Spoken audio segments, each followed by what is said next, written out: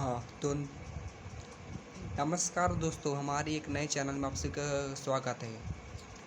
S book solution company. आज हम एक और प्रश्न देखने वाले हैं जो कि एसएससी वगैरह एग्ज़ाम में बहुत ज़्यादा पूछता है। तो देख लेते हैं इस प्रश्न पर ज़्यादा समय गवाए। आइए थोड़ा ध्यान देना। यदि 3 पुरुष या देखो बीच में जो या आ जाता है ये थोड़ा कन्फ्यूजन कर देता है। या 4 महिलाएं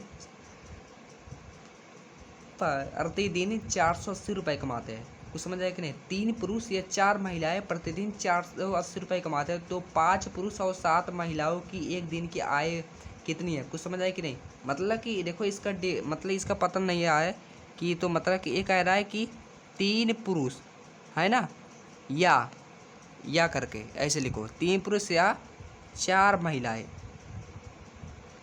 4 महिलाएं मतलब कि अलग अलग। 3 पुरुष या 4 महिलाएं, 3 पुरुष जो है ना, 3 पुरुष या 4 महिलाएं प्रतिदिन 480 रुपये कमाते हैं। मतलब कि 3 पुरुष भी 480 कमाते हैं और 4 पुरुष भी मतलब कि 480 रुपये ही कमाते हैं। तो एक काम करते हैं, तो मतलब कि इसको अगर काटेंगे तो एक पुरुष 3 से अगर काटेंगे तो 3 का 3, 3 6 18, 160। तो एक पुरुष कमाता है 160 रुपये। ठीक है, और फिर अब यहाँ से भी काटेंगे 4 कौन 4, 4 कौन 4, 4 दूनी 8, 120 रुपये। तो मतलब कि यहाँ पर भी एक महिला कमाती है कितनी? 120 रुपये। ठीक है, ये हमारा हो गया मतलब कि क्षमता है। ये क्या है? हमारा क्षमता निकल गया। तो अब पूछ रहा है 7, तो 5 पुरुष और 7 महिलाएं कितने कमाते हैं। मतलब ये पूछ रहा है 5 पुरुष, पी से लिख रहा हूँ, और प्लस में 7 एम से महिलाएं कुल कितना कमाती है। तो 5 गुणे पुरुष में कितना है? 160, 160 धन 7 गुणे कितना है? 120, 120। तो 16 पंचे 80, 800 प्लस में 12 7 84, 1 जीरो आगे। तो यहाँ पर जोड़ोगे तो 1640 रुपये वे दोनों कमाते हैं। ये तुम्हारा हो गया आंसर। समझे कि नहीं? तो अगर वीडियो को समझ आए तो अभी लाइक कर देना, फिर आगे बढ़ते हैं। आइए चलते हैं इसी के क्रम में बढ़ते हुए एक और प्रश्न की ओर। हम देखते हैं कि आखिर ये प्रश्न क्या कह रहा है हमारे सामने। एक प्रबंधक ने 78 दिनों में एक काम ख़त्म करने के लिए 210 पुरुषों को नियुक्त किया। ठीक है, फिर 20 दिनों के बाद 50 और पुरुष काम जल्दी ख़त्म करने के लिए लगाए जाते हैं। अब शेष कार्य कितने दिनों में समाप्त होगा? एक बार ऊपर लेते हैं। एक प्रबंधक ने 72 दिनों में एक काम ख़त्म करने के लिए 210 पुरुषों को नियुक्त किया। 20 दिनों के बाद 50 और पुरुष काम जल्दी ख़त्म करने के लिए लगाए जाते हैं। तो अब शेष कार्य कितने दिनों में समाप्त होगा? तो यहाँ पर एक फॉर्मूला लगेगा MDH/W1, मतलब M1D1H1 बराबर होता है M2D2H2/W2। ये आपका ये वाला सूत्र लगेगा यहाँ पर इसी की सहायता से। देखो पहले व्यक्ति को ने ये प्रबंधन में 72 दिनों में एक काम को ख़त्म करने के लिए 210 पुरुष, कितने लोग हैं? 210 पुरुष, 210 पुरुष M1 गुणे D1 कितने हुआ है? मतलब 72 दिन। ठीक है, 72 दिन मात्रा के, हाँ। तो अभी देखो 72 दिन, अभी कितने घंटे हैं? ये तो यहाँ पर कोई घंटे दिया गया है? नहीं, घंटे नहीं दिया तो रहने दो। तो देखते हो वर्क कितना है। वर्क मतलब वर्क का भी नहीं बताए, तो वर्क मतलब इन सभी को एक मान लेते हैं जो नहीं दिया गया। अब आगे देखते हैं कौन नियुक्त किया जाता है, और फिर यहाँ पर मतलब पोट भी रहा। फिर आगे देखते हैं, फिर 20 दिनों के बाद, अब आगे देखते हो 20 दिनों के बाद 50 और पुरुष काम जल्दी ख़त्म करने के लिए लगाए जाते हैं। इसमें एक और तुमने एक और देखा कि नहीं? 50 और पुरुष, मतलब पुरुष तो लगेंगे 50, लेकिन और इसका मतलब है कि पहले तो 210 पुरुष थे, लेकिन अब 50 पुरुष और लगाए जाएंगे। तो मतलब कि 210 प्लस 50, 50 पुरुष, मतलब 210 प्लस 50 मतलब कि टोटल होगा 260 पुरुष लगाए जाएंगे। अब देखो कितना, मतलब कि ये तुम्हारा M1, फिर ये तुम्हारा D1, मतलब दिनों की संख्या 72, और फिर मतलब कि ए, और फिर यहाँ पर भी M2, मतलब कि उतने मतलब कुल व्यक्ति हो गए, और फिर गुणे D2। तो यहाँ पर कुल कितने हैं? मतलब कि और हाँ, एक चीज़ और तुमने ध्यान दिया होगा कि अब शेष कार्य कितने दिनों में समाप्त होगा। तो अगर हम यहाँ पर D2 मतलब 20 दिन, अगर हम यहाँ पर 20 दिन अगर यहाँ पर लिख देंगे, 20 दिन लिख देंगे, है ना। अगर हम तो यहाँ पर W1 को हम एक ही मानेंगे नीचे। अब यहाँ पर पहले ध्यान दो कि अगर हम यहाँ पर मतलब कि अगर यहाँ पर +20 लिखेंगे तो मतलब कि हमें ज्ञात क्या कौन सा चीज़ हमें करना होगा। इसलिए हम इस +20 को जो इनों की संख्या है 20 दिनों, जो कि अगले वाली लाइन के लिए दिया गया है, इस 20 दिन को हम यहाँ पर माइनस कर देंगे। ठीक है, क्योंकि जब प्लस से एक तरफ जाएगा तो माइनस में होगा, माइनस में, और फिर इसके दिनों की संख्या को हम x मान लेंगे। अब समझ आएगी नहीं कुछ? अब समझ में आ गया होगा कि मैं क्या कर रहा हूँ, क्योंकि यहाँ पर माना है दिनों की संख्या, माना है D2 बराबर x। ठीक है, अब देखो 210 गुणे 72 में से 20 घटाओ 2, अभी 7 में से 2 गया 5, 52 इजिकल टू, अब ये हो गया 260 गुणे x। तो अगर हम x की वैल्यू ज्ञात करेंगे तो 210 गुणे 52 बटा 260, जीरो जीरो गया 21 बटा 26 52। तो 26 दूना 52 होता है कि नहीं? सही होता ना। 6 दूनी 12 2 2 4 52, तो 21 दूनी 42, तो x बराबर 42 दिन। ये हो गया आपके आंसर। था कि नहीं कुछ है दमदार क्वेश्चन। आइए तो भी इसी बीच में हम अपना एक अगला क्वेश्चन लेते हैं। हम राइटिंग भले यहाँ पर ख़राब गई हो, लेकिन मैं आपको समझा दूंगा तो कि इसकी भाषा को समझ आ जाएगी। एक रेलगाड़ी दो स्थानों के बीच एक निश्चित दूरी एक समान चाल से पूरा करती है।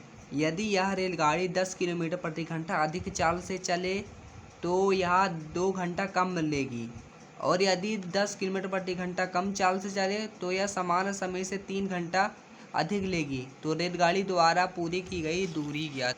तो यहाँ पर कुछ लगाना नहीं है, तो देखो एक बार देख लो।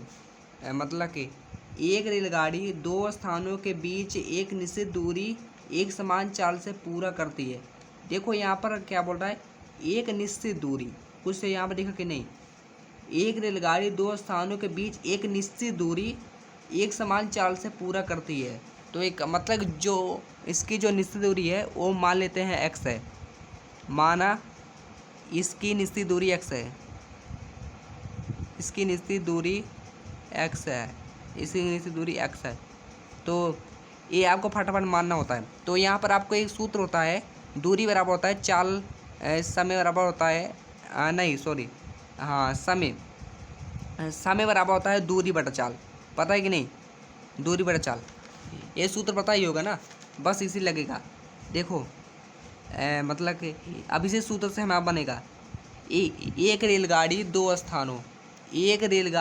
स्थानों के बीच एक निश्चित दूरी एक समान चाल से पूरा करती है। अब यहाँ से देखो, यहाँ से स्टार्ट होता है। यदि यह रेलगाड़ी 10 किलोमीटर प्रति घंटा अधिक चाल से चले, तो मैंने क्या बताया, समय बराबर होता है दूरी बटा चाल। तो मान लेते हैं इसकी दूरी x है, ठीक है, और इसकी चाल y है, ठीक है। अब देखो इसी तरीके बनाएंगे। अब देखो यदि यह रेलगाड़ी 10 किलोमीटर प्रति घंटा अधिक चाल से चले, क्या करें, मतलब कि यदि एक गाड़ी मतलब कि 10 किलोमीटर प्रति घंटा की चाल से अधिक चल रहे, तो ये क्या है, ये दूरी है ऊपर वाला, और ये क्या है, y चाल है। तो मतलब क्या बोल रहा है स्टार्टिंग में कि यदि यह रेलगाड़ी 10 किलोमीटर प्रति घंटा की चाल अधिक से मतलब कि अधिक चाल चले, मतलब कि इसकी दूरी तो वही सेम रहेगी, लेकिन इसकी चाल में क्या होगा, अधिक, मतलब 10 किलोमीटर प्रति घंटा अधिक, मतलब कि प्लस करेंगे। जब अधिक बात होगा तो प्लस में 10 करेंगे, ठीक है कि नहीं। ये तुम्हारा होता है दूरी बटा चाल, ये मतलब समय अभी का चाल मतलब से चले तो यह 2 किलोमीटर, तो यहाँ 2 घंटा कम समय लेगी। क्या 2 घंटा कम समय लेगी, मतलब कि 2 घंटा कम समय लेगी। तो आप सोच रहे हो कि ये तो बराबर होता है, मतलब कि दूरी बटा चाल तो होता है समय के बराबर में, लेकिन क्या है यहाँ पर माइनस करेंगे, नहीं माइनस यहाँ पर नहीं करेंगे, क्योंकि यहाँ पर दो गाड़ियों के बीच में का यहाँ पर बातें हो रही है। तो यहाँ पर x बटा वाई माइनस करेंगे, ठीक है कि नहीं, समझ आएगी नहीं कुछ है कि यहाँ पर हमने यहाँ पर x बटा वाई कहाँ किया, क्योंकि ये तो हमारा आरंभिक चाल है, फिर ये अंतिम चाल है। मतलब कि कह सकते हैं ये पहली रेलगाड़ी की चाल है और ये दूसरी रेलगाड़ी की चाल है, ठीक है नहीं। मतलब कि एक बार और पढ़ो एक रेलगाड़ी दो स्थानों के बीच एक निश्चित दूरी एक समान चाल से पूरा करती है। यदि यह रेलगाड़ी 10 किलोमीटर प्रति घंटा चाल से चले, मतलब कि पहली चाल तो मतलब पहली रेलगाड़ी चाल है x/y है, लेकिन बोल रहा है आगे कि यदि यह रेलगाड़ी 10 किलोमीटर प्रति घंटा की चाल से अधिक चाल से चले तो यह 2 घंटे कम समय लेती है। जब भी कम बात कीजिए तो यहाँ माइनस करेंगे, तो यहाँ पर समीकरण 1 बनेगा। अब आगे देखते हैं हम, कम समय लेगी और यदि 10 किलोमीटर प्रति घंटा कम चाल चले। अब देखो यहाँ पर मतलब समय बराबर दूरी बटा चाल, क्या बोल रहा है 10 किलोमीटर प्रति घंटा क्या करे, कम चाल चले, कम। अब की बात देखो, मतलब कि यहाँ पर जो y है ना यहाँ पर -10 होगा, मतलब कि कम चाल से चले तो यह समान समय से 3 घंटा अधिक लेती है। अधिक मतलब क्या होता है, प्लस, मतलब कि यहाँ पर जो भी प्रारंभिक चाल होगा उसमें प्लस होगा और फिर ये 3 घंटा प्लस में लेती है, तो यह 3 घंटा प्लस में समय लेती है।